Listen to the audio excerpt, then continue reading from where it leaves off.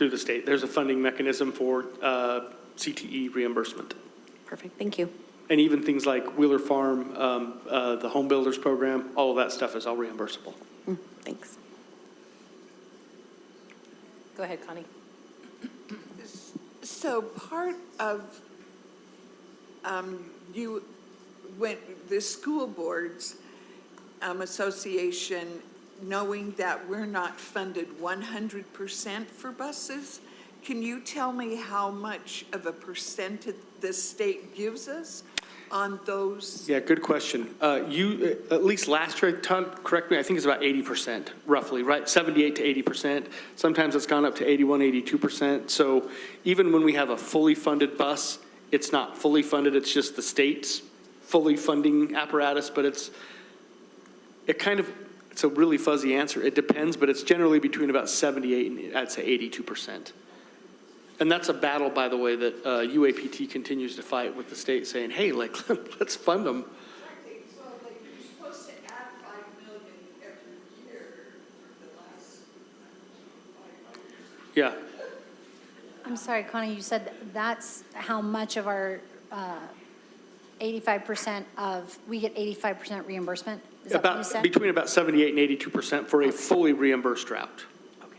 That's considered fully, even though it's not fully, if that makes sense. So that's not how much of our entire budget is reimbursed. That's how much of one route that has been approved by the state. That's correct. Is, so we still pay 20%. Ish, yeah.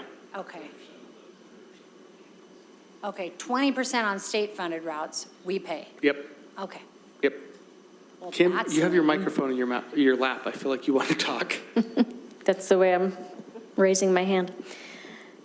I appreciate the information. It's very informative. My question is, what are we doing about these changes, right? So the newly unfunded routes and all the existing unfunded routes, are we evaluating and making changes, or are we trying to go forward and fund everything ourselves? What's the next step from this information? I feel like that's a board question, not a me question. And this is actually part of the reason why we asked for this presentation to happen, because as it was brought up as we're looking at the DLI magnet, can we provide busing for them? It became apparent that we have some unfunded routes that we were not aware of, and this is going to be a budget constraint on us, in addition to wanting, and we heard it from all of the parents, and we want everybody to understand where we're at with this, because as much as we want to provide buses for everybody, it's just not realistic, and this is the budgeting part of it. Unless we're willing to build this into a budget and create whatever it takes to get that budget, this is the reality of where we're at. So that's the purpose of us talking about this. Do we want to, what is our directive? It sounds like that you, Dr. Gaddy, you've found a few routes that are questionable. Maybe that it's time to reevaluate. Maybe. I'd like a recommendation from our administration, like a formal. We went and got feedback, and we talked to the parents in these areas, and this is now what we recommend after having done some due diligence. Well, and I'm not sure if we are to that point. Have we done some due diligence with it? Maybe that's what we're asking. This is stage one. Want you to be aware of the difficulties and challenges we have with some of these unfunded routes. Knowing what our budget challenges look like going into the next year, it would be unfair to you to kind of bring these to your attention at the last minute, and at the same time help our community know that we're addressing some of these challenges and concerns. So we can definitely take back that request to evaluate this further and come up with some formal recommendations. But with the budget implications, we would appreciate as much feedback as appropriate. You mean the budget implications for this year? You'd like direction on that? Yeah, yes. Now, for the upcoming budget, there are concerns, and I think there is a reality that we need to face, that the triaging of particularly the quote-unquote hazard routes are a challenge. There's no public meeting where a parent's going to say, no, we're all good, don't run a bus. I can pretty much tell you the result of the meeting before holding the meeting. And without a clear and detailed rubric from the board, the staff, is left to interpret history. So I'm not sure our guidance is clear. I don't believe we can provide clear guidance because there's no clear guidance from the board on what they believe constitutes a hazard route. And the word of caution here is that as you define, and this is why the state doesn't get into this business, as you define a hazard route, chances are you find more hazard routes that meet the definition than the board has voted upon. And so it's not a way, I'm not saying staff wants to duck this, I'm just saying that we can't get you from here to there because we don't have the definition, and we also don't know the willingness of the board to create a definition that could in fact lead to additional routes. So those are the words of caution when you ask for a staff triage. My gut feeling is that you'll end up with more routes than you started out with. A good example is, hey, if a kid has to walk across, these kids walk across a railroad track. Well, there are students that walk across railroad tracks all over our districts, right?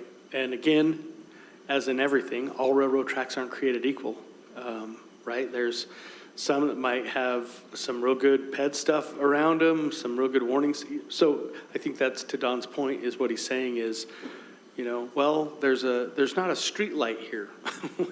Well, there's lots of places where there aren't street lights. And so just kind of, I think we would really appreciate the board kind of, I liked Julie's term of due diligence. You see the ones that we're not funding, and if it's in your area, go drive it, look at it, do your due diligence, come up with reasons why you think, and y'all should have a conversation with each other and kind of, we will literally plop a bus anywhere that you want us to put it if there's funding to provide it.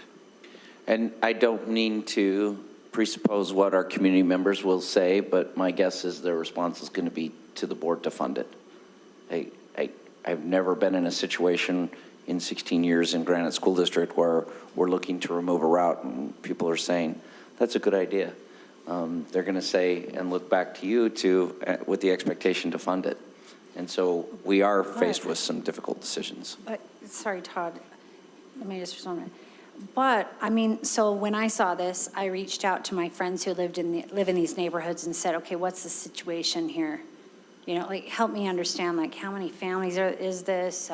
Why would we need a bus? Why would, you know, and I got really helpful information. I didn't go out and say, should we fund it or not? Sure. Right? I gathered information that helped me understand what is a good decision or what isn't a good decision. Right. And while I can do that myself, and then I can come back and say, well, for my area, I think we should keep this one and this one and this one. And then we can all come and do that and kind of cherry pick what we think needs to happen. But I'm saying, I think we need someone with expertise. We do not have expertise, right? Absolutely. So we need somebody to come back and do that for us and give us a recommendation. Yeah, and that's what I've been kind of waiting to say, is, look, I mean, we're all going to be pretty protective of our areas, right? Those are our constituents. We want to advocate for them. But I agree with Julie in that we need our transportation eyes on, like our expert eyes on this to come back and say, you know what, out of all of the routes, these 2 or 3 or whatever, they're pretty pricey, and here's why we think that we don't need them. And, you know, so yeah, we can do our own due diligence, but I actually think transportation can do a lot of the work for us as well. And there could be several options. We think this would be a good option, it will cost you this much. If you can't find that much in your budget, here's the second option. You know, it could be, you could give us options. Yeah, I do think that we probably need to ponder which group, entity, committee is the best to respond. Because transportation directors aren't engineers that understand roadway safety. Transportation directors are those that are given an assignment, route a bus, pick up kids, and deliver them. We have a safe walking route group that is composed of engineers, representatives from cities, police departments, etc. That's truly a closer fit than a transportation department. Does that make sense? I mean, yes. That we makes would a lot look of at- sense to me, You said and that. I would like Todd on that committee. You said that that we have that. Is that ours or is that a municipality thing? Yes, it's a both. joint effort. Okay. So state law and state rule directs how you compose a committee to analyze safe walking routes. So the principals in our schools aren't sitting there with a map drawing a safe walking route. You have advisors that are willing to consider X, Y, and Z and help the school district, specifically the principals and others, make these weighty decisions. It's not, again, all due respect to Dave, he's not a cop that understands what's happening from traffic enforcement, and he's not an engineer that understands all the rules of roadways that would lead, I think, to the advice that you're asking for. And frankly, I'm really uncomfortable in such a subjective arena to say, Dave Gaddy says. I would love to have an advisory board that looks at these things, and then they, again, we'll put a bus wherever you want. And again, as I went through these maps with you, I'm literally just looking at things going, well, it makes sense why this might be why they considered that, but I have no idea, because now we're looking back, some of these routes have probably been going for 40 years, and so if that helps you. I think to some degree, we're facing a comparable problem in what we face with our population analysis studies and recommendations, because a lot of this is subjective. We are talking about people's neighborhoods and what routes their children are required to cross and go through. And if you're asking us to create some thresholds, that's fine. We can do that. I don't think they will be universally appreciated and accepted. And what defines a hazardous route? Does it meet these types of criteria, right? So at the end of the day, there are going to be some community members who think that, frankly, any crossing of any street is a hazardous route, or a route that doesn't have 100% sidewalks on it. And we all know in every one of your areas, there are neighborhoods like that, and we do not provide transportation. And the safe walking route name is a misnomer. It's just verbiage we use from the legislation. So it really should be called the least dangerous potential route for a kid to walk and hopefully not die. Because even among those safe walking routes, there are significant challenges of safety. And so I'm just putting that out there and making sure our public who's watching knows and understands this. There is no set criteria out there of what a hazardous route is. I had a patron call me and say, we have a registered sex offender on the way to school, so this is an unsafe walking route. So I was like, oh, I was newish, my first year. I was like, oh crap, we better address this. So I got out the state of Utah's sex offender registry. I don't think there is a point from any house to any school in America that doesn't have a registered sex offender looking on it based on the number of dots on that map. And so I was like, oh, I don't know what you do about it. It's just, again, it's hard to control for all those things. When we saw something like at Walker where kids would literally be walking by the jail where they release inmates at that door, we said, nah, we'll give them a ride, right? And I think that that goes away next year, right? But we have it this year. And it doesn't go away because they're going to be walking by that door. If the proposed boundaries change, that will go away because they'll go to a different school and the bus picks them up. But, I think there's some things that are really a little bit more generally accepted. But man, some of these are so subjective, and I think that's highlighted by the fact that the state will not provide the definition for a hazard route, because the minute they do, there's a bazillion examples of that, and everybody says, fund it, you said it was a hazard. So I think another thing that I think we have to grapple with as a board is, when we're looking at the ALC programs and how expensive those are, we're going to have to decide what our non-negotiables are first. Are we going to fund those ALCs no matter what? Because then that money is allocated and we're not touching it. So I do think that we have, whether it's the Safe Walking Route Committee or probably some joint effort, I really do believe that you guys can come up and at least give some recommendations, your best thinking. That being said, I do think there's board-specific things that we have to decide what we're committed to in transportation. You know, do we love the ALC programs enough to make sure our kids get there? Or do you look at those parents and say, you know what, there's just not money. You need to get them yourself. Well, that could collapse the program. So, And an entire school. and an entire school. So I think once you get down to the nitty gritty, when you're looking at budget, you got to look at line items. You can't talk in these philosophical, you know, bubbles of, of everything. You got to be like, okay, this route is costing us this much. This program is costing us this much. This program is costing us this much. Which programs are we committed to no matter what, regardless of funding, so that we're committing to find that money in the budget or somehow produce that money, you know, to be there in the budget. So that's kind of a thing that I ask board members is, you know, I don't know that decision needs to be, you know, happen today. And if we don't want to discuss that today, that's fine. I'm not saying we have to make that decision today, but it is a decision that we will have to be made before we get too far down this. Because then all of a sudden, once you have your non-negotiables, we're funding this no matter the cost, then everything else fills in, and then we take it from there. So that's just, I just wanted to put that out there because some of those decisions do lie with us because they're program specific. Okay, Todd had something, and then Connie. Dr. Getty, I got a question. Yeah. Can you describe how the district uses payment in lieu option through the state, or if we do? Yeah, so that's an interesting question. A lot of folks, but you ran transportation in Park City. There is something called transportation payment in lieu of. And what that is let's say we have a SPED kiddo who has such challenging needs that we probably can't find a way. I mean, obviously, if push came to shove, we would have to find a way. But the parent says, hey, you know what? My name's Todd. I'll take my own son.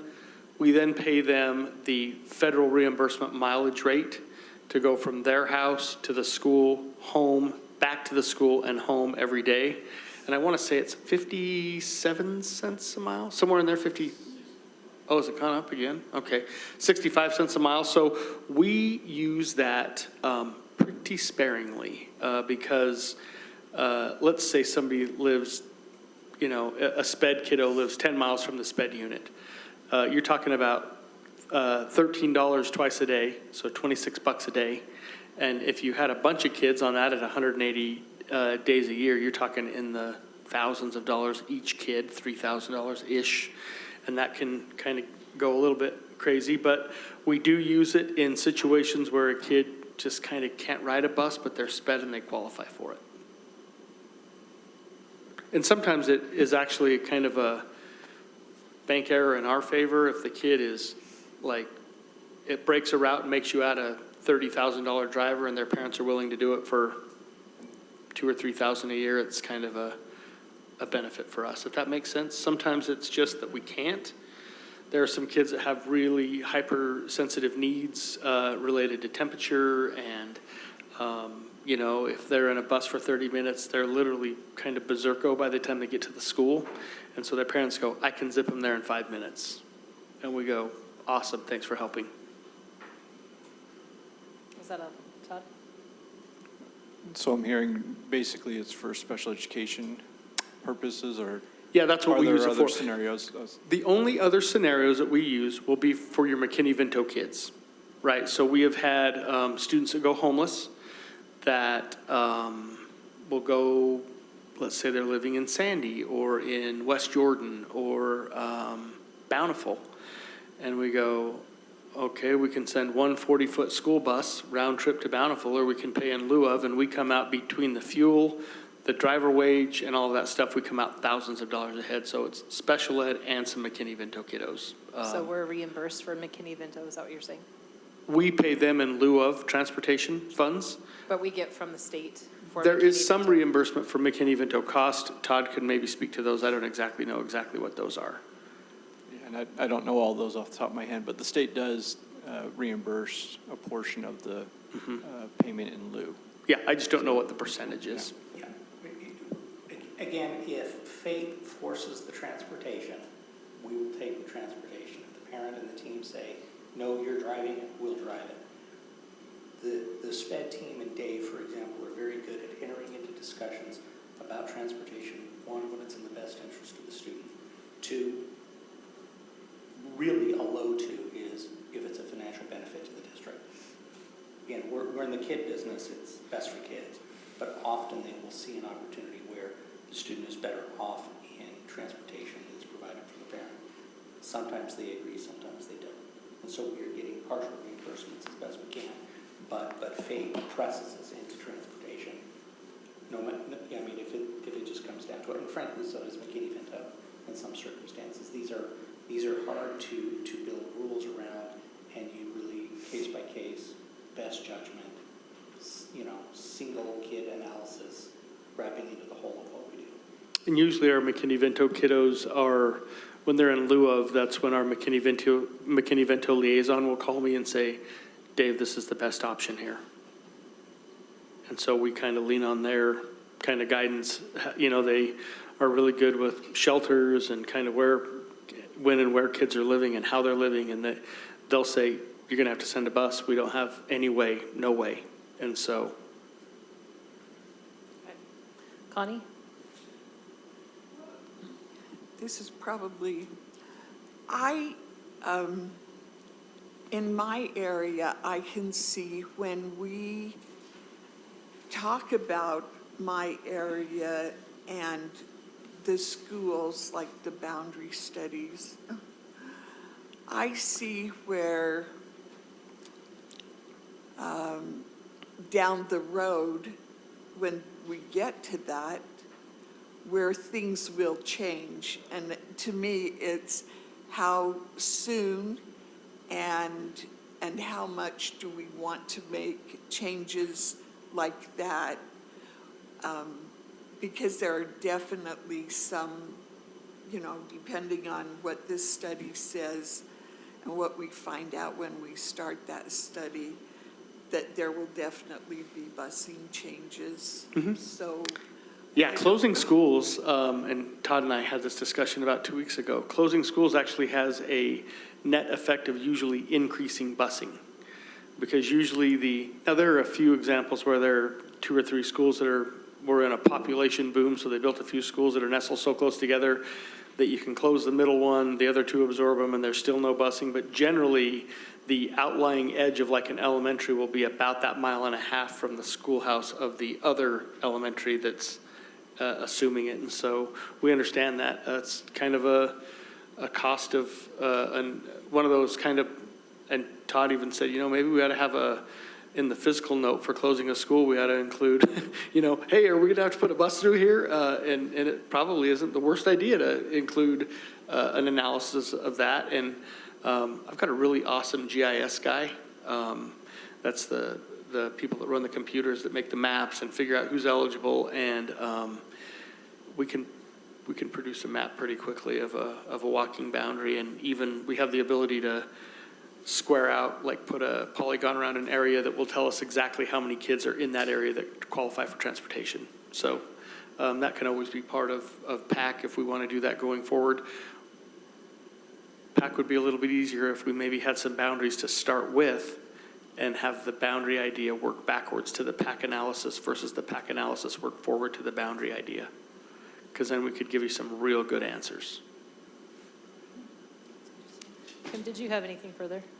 No? Okay. Julie, go ahead. Todd, I wanted to just talk about the fiscal implications here. So I guess what I'm understanding is that for this fiscal year, we have committed to routes, which we, at this point, are planning that we're going to finish out for the school year, and that we need to figure out how to pay for that. And then I guess we need to make decisions for the next year about how we're going to proceed. And I think we've talked about what's going to happen, how we're going to make that decision for the next year. And do you need guidance on this year? So for this year, we'll end up balancing our budgets, so to speak. as we Including come to the including this new change? Yeah, with We'll still be able to balance the budget definition with that. change, yeah.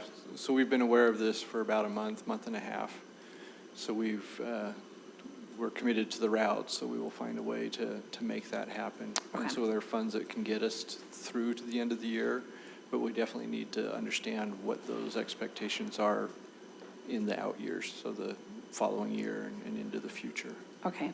And then just to make sure that my expectations are what's actually going to happen, I think that from Karen's comments that Superintendent Horsley, what you're going to do is you're going to come back to us with recommendations via whoever you want to work on this. And those recommendations are going to come in the form of kind of differentiated individual recommendations on each of these routes that we saw, including a recommendation on what would happen if we shut down the ALC busing, but not a broad general discussion of what constitutes having a bus route that's unfunded. Did you get all of that, Elisa? I'll restate it because I've been thinking the same thing. Tell me I just want to make sure we're on the same page of tell me what to expect. if you're hearing, if I heard what you said, which is the job of this committee is to go through every single unfunded route and determine or give we should keep this or we should not, and here's the ramifications. Correct. As opposed Not a to, rubric. let's make some rule that might actually increase the number of unfunded routes. I'm not looking for a rubric myself. A pro and con list for each Now, route. are we including just a clarification, Julie, because I like where you're going. There's obviously these, and I'm kind of thinking, okay, these are like the more expensive routes that you're kind of, the unfunded ones. But there's also these middle routes that are $10,000 for, frankly, a lot more kids. So are we also tasking them with that, or are we going to leave those alone and specifically go to these bigger, more, the pricier routes? Just trying to save them time if we're. I hear you, but I think it should all be included and that should be part of the analysis, is to show us, similar to what you've shown in this presentation, but on a more granular level. Here are the implications for each route. Here are the number of students that are being moved. And here's the cost associated with each and every route, instead of grouped together by 4 or 5 different routes. Yeah, I've got that on a spreadsheet already. I can just share it. Yeah, so when those recommendations come, we want to see some of that underlying data as well. And I think that includes even the very inexpensive, relatively speaking, very inexpensive routes. Well, I think part of that too is with those middle routes that are relatively inexpensive, if there is something that is not necessary, or, as we look at this, that could free up potentially as we do have some of these other issues like our magnet and things like that might then be able to shift if we truly do find. So I think that's a very reasonable ask on that. Yeah, I think we need to be cautious about, as Dr. Gaddy mentioned, the shift and rush to look at all middle routes. Because remember, transportation changes annually. Matter of fact, it changes daily because kids move in and out of boundaries all of the time. A new home is built, a new distance is now created. And so we do, in all respects, have to have some conservative nature, because we always need some spare capacity to run the next surprise route in the new build area, the next surprise route when a student now qualifies for special education services, or they've moved homes, etc.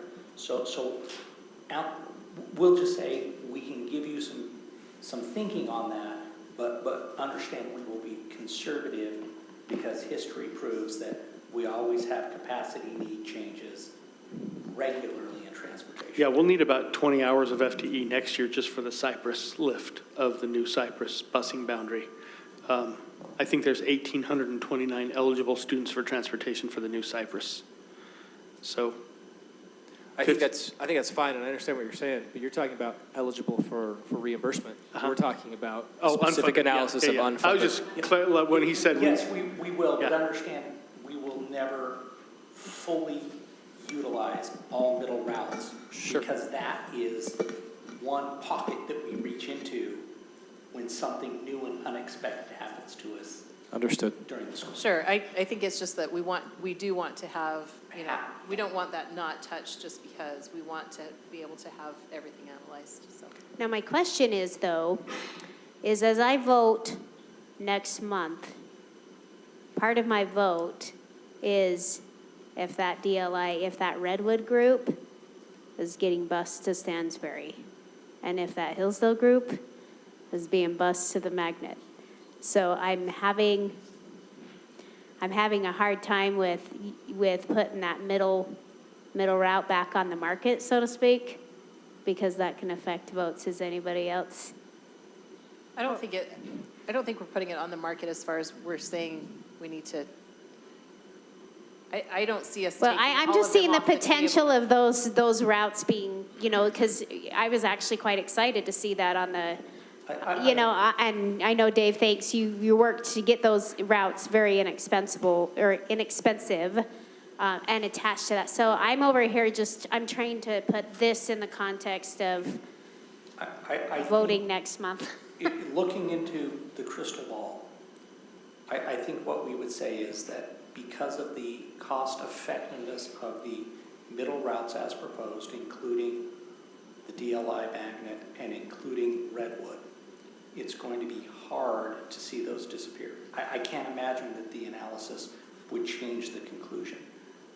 But yes, as we continue to fill up the available routes, our handcuffs get tighter with flexibility into the future. So the only thing I think the pro and con analysis will show is that in the future we will have less middle route capacity. But I can't imagine that for the amount of kids moved versus the amount of dollars versus the routes that are being traversed. I think when it goes into your decision hopper, I'm not really worried about the middle routes being something that y'all would look for and say, well, that's the budgetary save. That's, again, as I'm thinking about how this pro and con list will come up, it's right to analyze it, but I think it's also easy to presume because of the cost effectiveness of the route, it probably will just continue. And having sat on PAC for about 7 years, I would tell you that there's a general feeling that eliminating ALC busing would, as somebody said over here, implode the program probably. I think when they survey parents about those, they generally say, yeah, if we don't have and again, that's not, I'm just telling you, having sat on PAC, I know that is always included in the questionnaires when you start looking at ALC, DLI, and the parents just kind of go, yeah, we wouldn't probably drive our kiddo across town, so. Dave, is it right that about 10% of our district takes the bus? Yeah, I would say maybe even a little bit less than that. I think we're about 8 to 10,000, sorry, a little bit more than that. Yeah. Between 8 and 10,000 riders per day and a district size of 55,000. Yeah. So we're in excess. 18 to 20 maybe-ish, 15 to 20 at times. And then I don't know if it helps anybody else, but it puts in perspective for me that when we look at those ALC kids, that's less than 1% of our population that's riding the bus for ALC. And it was 1.5% of kids who are riding an unfunded bus of the total population. And then I had one more question, and that is, our kids who come on high schoolers on late start Monday, the bus is the same schedule. They That's arrive correct. early and hang out at the school. That's correct. Okay. Clark, did you have anything? Karen, are you done? Really quick, I would like to know, just because this is particular to my area, you say that we work with municipalities, or municipalities are in charge of that. Does that include things like on and off ramps to freeways? Or who does tackle that, and how do we, because that's a concern for, I'm speaking specifically for mine. So this is the hard one. Municipalities and DOT are in charge of their infrastructure. And often when they're doing studies for improvements, they'll include a Q&A period, maybe a meeting with the district. And we'll say, oh, that's interesting. Here's our 2 cents. Historically, automotive transportation is king, and the decisions of how they look at, hey, that's not the safest design in the world for pedestrians is almost always a secondary consideration to the efficacy of reducing delay in automotive transportation. So when you say, when you work with engineers on, superintendent, what did you call, not a safe route, but a Least dangerous. when we work with them on the least dangerous walking route analysis, the engineers again reopine with the existing infrastructure. Again, they're the ones that are deciding how that road looks, what it includes, be it sidewalks, how close they are to the road, how wide they are, and how things cross. We don't make infrastructure decisions. We try and inform them with our concerns. And I cannot think of a time that we have not articulated, and by the way, this goes back to, oh my gosh, a boundary study that was at least 6 or 7 years ago. It led to the closure of Westbrook, but remember, we were so concerned with the infrastructure design of the spooky intersections on Bangor. We were trying to divide our district elementary boundaries on Bangor either side because we knew we were not going to win a least dangerous walking route argument. So I hope that provides you context without frankly providing you the direct answer.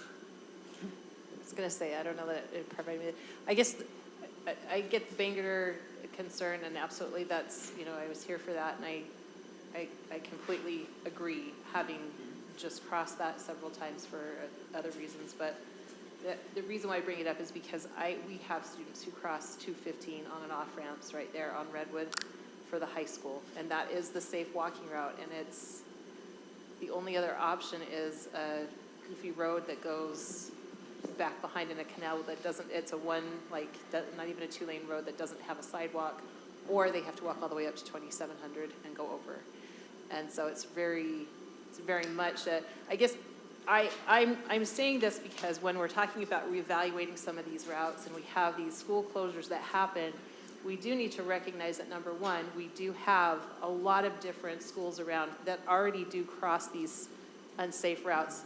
I would like to know that we are also doing everything that we can to work with UDOT or with our municipalities to make sure that we do provide as much, or not we don't provide, but that they are aware of these and that they can fix these when we see them.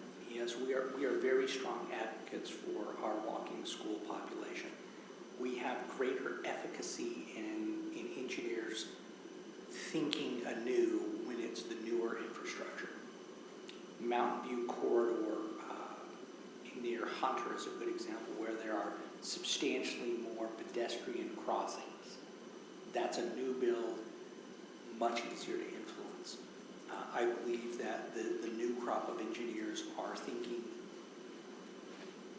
more broadly and have greater concern for cyclists and pedestrians. We have observed them make suggestions on their own about how, maybe Bangor will function through West Valley at 3,500. We hadn't even made suggestions to them. They said, hey, we have a concern for cyclists, we have a concern for pedestrians, here's our proposed solution for that. So yes, greater efficacy in new, bigger projects, super hard to move. Your Redwood Road example, absolutely. My goodness, the new amount of lanes there, the new amount of speed. I don't even know what to say with that configuration except for it is very auto-oriented. Yeah, but we are staunch advocates for our kids. And we also tell them that understand that the walkability of your community isn't just a kid thing. It's an everybody thing. They will all benefit.